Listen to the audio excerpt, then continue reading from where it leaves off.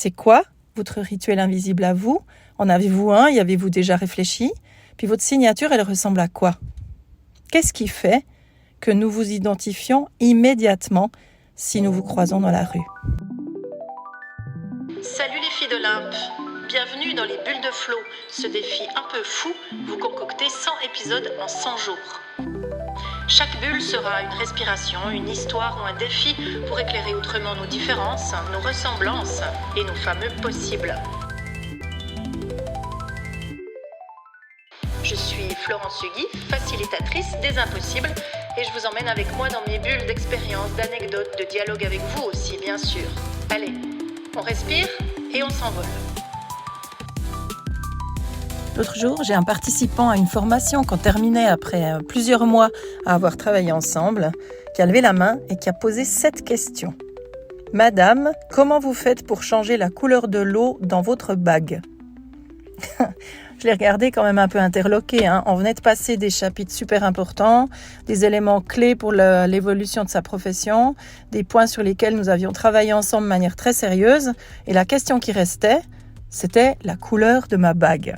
Bon, j'espère qu'il a retenu autre chose aussi de tout ce qu'on a fait ensemble, mais en même temps, ça m'a bien fait réfléchir sa question. Parce que c'est vrai que mes bagues marquent, c'est vrai que mes bagues on les voit, parce qu'il se trouve que j'adore les grosses bagues, et j'adore les grosses bagues qui sont pleines de couleurs. Donc c'est des trucs kitsch, c'est pas des trucs qui coûtent cher, ça m'intéresserait pas d'avoir des bagues de valeur en termes d'or ou d'argent ou trucs de ce genre. C'est pas du tout ça qui m'allume. Ce qui m'allume, je crois, c'est les bagues créatives, c'est les bagues originales, c'est les bagues qui racontent une histoire. Et donc j'en ai des tonnes. J'en ai des tonnes de ces bagues. Puis j'en ai plusieurs qui sont de la marque Pylone. Et Pylone, ils ont créé des bagues en verre qui sont remplies d'eau, effectivement, et d'eau en couleur. Ce qui fait qu'effectivement, on pourrait penser que je change l'eau à l'intérieur de mes bagues. Mais c'est un mythe, mes chers. Je ne change pas l'eau à l'intérieur de mes bagues, j'ai simplement plusieurs bagues. Mais au-delà de ce détail et au-delà de la réponse à cette question fondamentale, j'ai réfléchi à la question en me disant, tiens, c'est intéressant au fond, moi je mets des bagues parce que j'aime les mettre, et c'est tout, si on s'arrête là. Sauf que si on creuse un petit peu, je crois que mes bagues, elles font partie d'un rituel, d'un de ces fameux rituels invisibles qu'on pourrait appeler un rituel de protection. Et il y a quelque chose qui se passe dans la construction de mon moi social, de la construction de l'image sociale que je donne, de l'image sociale que j'ai quand je suis en société, quand je suis au travail, quand je suis avec des groupes, quand j'accompagne des personnes. Et cette bague, elle doit faire partie de ma signature. Et j'ai envie dans cet épisode de relier ces deux éléments. D'abord, les rituels invisibles, puis d'autre part, la signature personnelle. Alors dans mon rituel invisible, il n'y a pas seulement les bagues, il y a aussi mes lunettes de soleil, et j'adore en avoir de très grandes. Mes cheveux, bien sûr, qui sont quand même très volumineux et que j'arriverai jamais à dompter. Et puis peut-être leur couleur, plutôt rouge. Et puis ces fameuses bagues que je porte tout le temps parce que j'aime ça. Et donc ces bagues, elles font partie de mon rituel, mais elles font aussi bien sûr partie de ma signature. J'en porte tout le temps, sauf quand je pars en voyage. Quand je pars en voyage au bout du monde notamment et que j'ai un sac dans le dos, je spécifie que je retourne à l'état sauvage. Et quand je retourne à l'état sauvage, non seulement je mets plus de bagues, j'oublie bien sûr le rouge à lèvres et puis je ne me démêle plus les cheveux. Oui, parce que d'habitude, je le fais. Si, je vous le promets. Mais alors c'est quoi cette histoire qui mêle à la fois rituel et signature? Alors je ne sais pas ce qu'il en est pour vous, mais pour moi, avant de prendre la parole en public, avant d'animer une formation, avant d'accompagner un groupe, avant d'être visible d'une quelque manière que ce soit, j'aime bien faire quelque chose d'un peu étrange qui pourrait s'apparenter non pas à une prière ou à une méditation, mais on pourrait appeler ça une forme de mise en présence. Il y a comme quelque chose qui m'active pour me mettre dans un état qui va faire que je vais passer de l'intérieur de moi à l'extérieur de moi. Et donc parfois, c'est le rouge à lèvres que je mets volontiers quand je suis en interaction avec quelqu'un.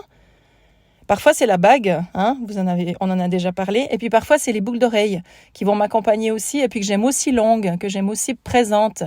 Je crois que c'est ma manière de dire et de me dire, ça y est, je suis prête, on peut y aller. Et c'est effectivement une manière de me relier d'abord à moi, avant de me relier aux autres.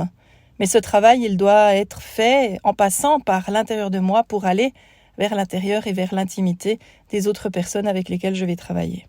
C'est en ça que ça représente une signature. C'est drôle parce que j'ai mis longtemps à comprendre que c'était ça au fond un rituel et que le rituel il doit d'abord nous parler à nous-mêmes. Moi je dis souvent, et je l'ai dit déjà dans l'épisode précédent, je crois que j'ai pas de routine, que mon cerveau saute d'une idée à l'autre. Mais en fait, j'en ai plein des rituels. Ils sont simplement très mouvants et très flexibles. Et ils sont plus de l'ordre émotionnel que de l'ordre temporel. Les choses peuvent changer. C'est nous rappeler simplement qu'on peut choisir la manière dont on va entrer dans ce qu'on pourrait considérer comme être la lumière. Et le plus important dans tout ça, c'est d'en avoir conscience, de prendre conscience de ces petits gestes, de ces petits riens, de ces moments totalement anodins. Choisir la couleur de sa bague, franchement, ça ne va pas changer la couleur du monde.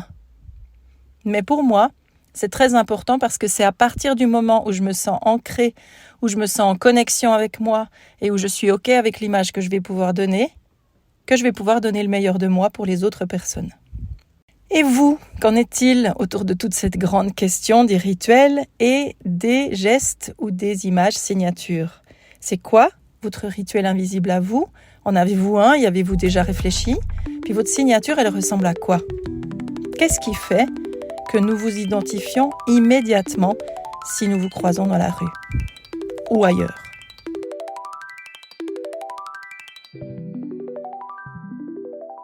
C'est avec cette question-là que je vous laisse aujourd'hui, en vous souhaitant une bonne réflexion et surtout en vous donnant rendez-vous demain pour notre prochaine bulle.